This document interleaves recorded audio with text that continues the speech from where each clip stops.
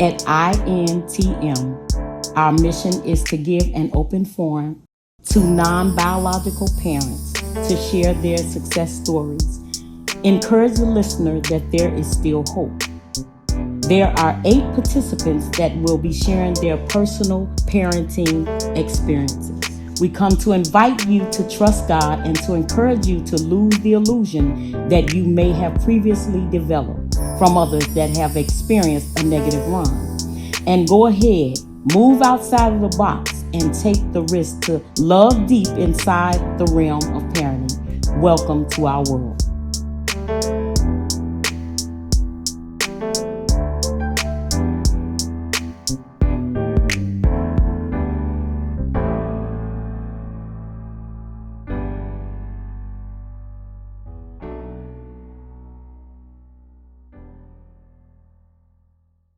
My name is Theresa Young, and I'm from the south side of Chicago. I have 5, well, I'm the oldest of 5 children. Okay. And I also have 5 children of my own. Okay. All right. So, what, if you had any, were your deepest fears or concerns for raising children that weren't yours? That it will be a bigger responsibility and I might not be able to fulfill it. Okay. Now, why did you feel like that? Because I was young. It started out young, I raised my sisters and my brothers. Okay. And we were all raised in the same household. Mm-hmm. But when it came down to me trying to parent them, it went left sometimes. So it was a struggle. Okay, so I want to know, how did you first embrace the idea? Like, how did this even come about for you to have to raise them? Well, it was a struggle. My mom had a situation that landed her in jail, and I had to be responsible to take care of my siblings. So this kind of it was like a quick decision. Okay. Were you scared? Yes, I was, because I didn't know what I was taking on. Okay, how old were you? Well, it started out when I was 7. Oh. So it started at home. Okay. When I started taking care of my siblings. Okay, so your situation is a little different. So how was your environment? You say you from Chicago, so did you stay in a rough neighborhood? No, I stayed in a family knit neighborhood. We all stuck together. It was a block where you can leave your doors open, and everybody respected each other. And where was this? On 53rd in Indiana. Okay. Okay. So you said you had to raise your siblings. Do you feel like you made a difference in their life? Because you said it was a situation. So if you weren't the one that was taking care of them and raising them, do you feel like their lives would have went different? Yes, I do. Okay. Do tell.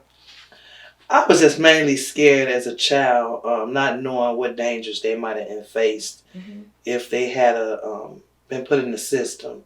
Okay. So I fought real hard to try to keep them in the family and keep us together. Okay, so when you had to be the mom to siblings, you know they had that sibling rivalry be. We don't always look at our siblings. It's like, you can't tell me what to do because you're not in control. Right. What was some of the problems and trials that you faced doing that?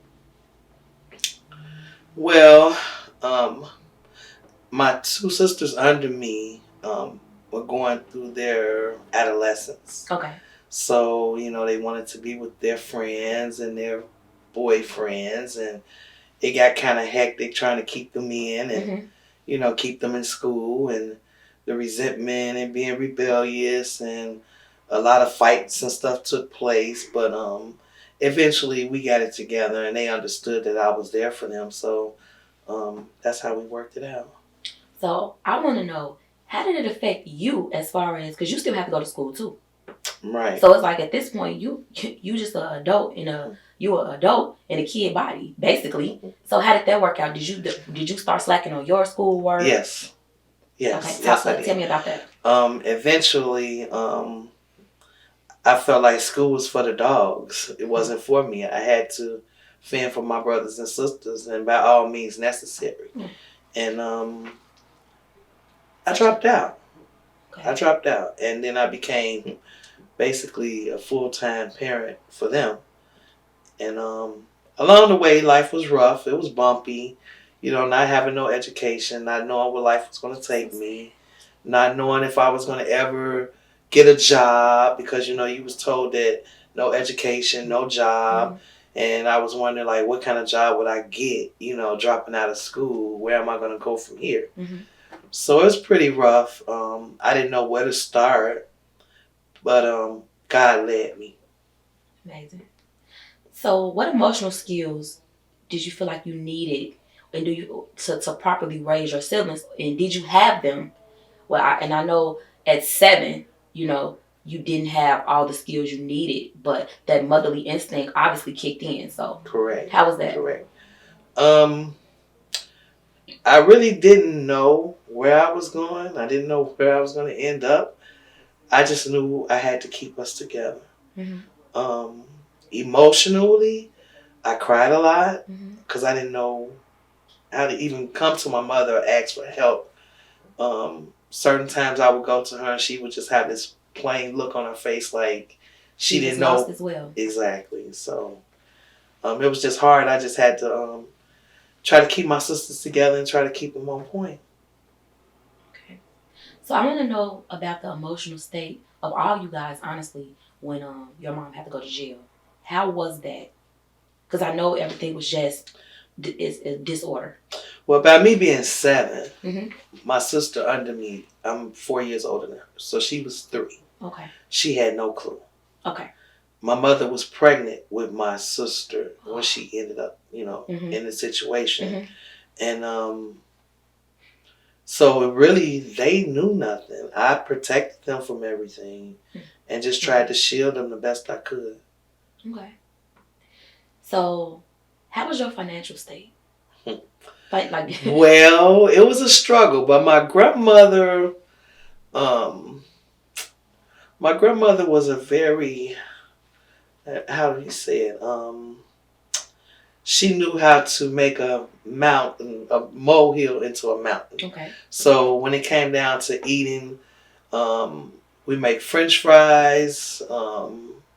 You know, we just knew how to make things happen. And by my grandmother having a garden and stuff like that, we made it with the help of God, of course. I mean, did you use outside resources? Did you have back then there were food stamps, housing? Did you use those resources? Yes, food stamps. Okay. I didn't have housing. Okay. DCFS assisted. Okay. My family participated. We all pretty much just helped each other. My aunts and them helped me out a lot too. So I know the answer to this question. Do you feel like taking on that job back then has made you a more responsible person? Definitely. Definitely. More responsible, to the point where, you know, I kind of started being a mother to the neighborhood. You know, this is your job at this point. Right, right. And everybody would see my kids and they would say, oh, they're well trained, they're mannerable, and can you babysit for my son or my daughter? And before you knew it, I had a daycare. So, you know, that's how it went. Yeah, and my son's teacher would ask me to come up to the school and help with the kids, and she would pay me. So God always made a way. You know, I can really say I didn't see, you know, we always made ends meet. It was never a day where God didn't come through, you know, and make things happen for me. So the struggle of finances, I can't really even say I've seen that. That's good. Okay, so do you feel like with everything you did, all the work you put into them, you know, like you said, they were being rebellious, do you feel like it paid off in the end? Do you feel like they're in good spaces in life right now? Productive citizens? They are. Each and every one of them graduated high school. Amazing. Yeah. Some of them went to college. Okay. But of course, they resented me from being the disciplinary. Because you became the mother. Right, right. So after my job was done and they were grown, it was like, okay, where do we go from here? Mm-hmm. So each one of them, got on their feet and got their own, but we still don't see eye to eye too much. That's how most mother-kid relationships be, But I'm pretty sure they love you and they appreciate everything that you did for them. And sometimes you have to be okay with not getting the thank you that you do and deserve, but you definitely deserve it. Yeah, most of the time when I get the resentment, it's really a thank you. Mm-hmm. It's because I do know that you can't raise a child and become that child's friend. You cannot. You have to keep a distance between you all. Mm-hmm. So I say, well, I must have did a good job if they don't like me. So. And one day they'll understand that you were hard on them because you wanted more for them and better for them, even than you had for their example of their mother and for yourself, because you put their needs before your own. Correct. And you didn't have to do that. Correct. Okay, so before we conclude the interview, is there anything you would like to tell the audience, just as far as the experience, things you would have done different, or would you have done everything the same? This is your opportunity just to conclude the story. Yes, I would have done everything the same because I love my family and I'm family oriented. Without my sisters and brothers, I would not have the strength that I have. And I don't believe they would have the strength that they have without me. So I would just like to thank God for giving me the opportunity and the strength and the mindset to be able to do so.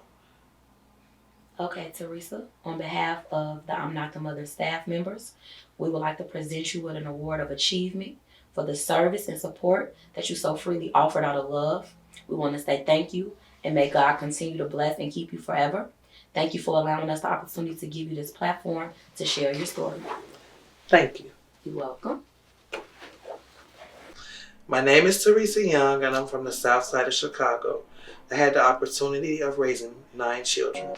4 were my siblings and 5 were my own. And I would like to thank I Am Not the Mother for presenting me with a certificate.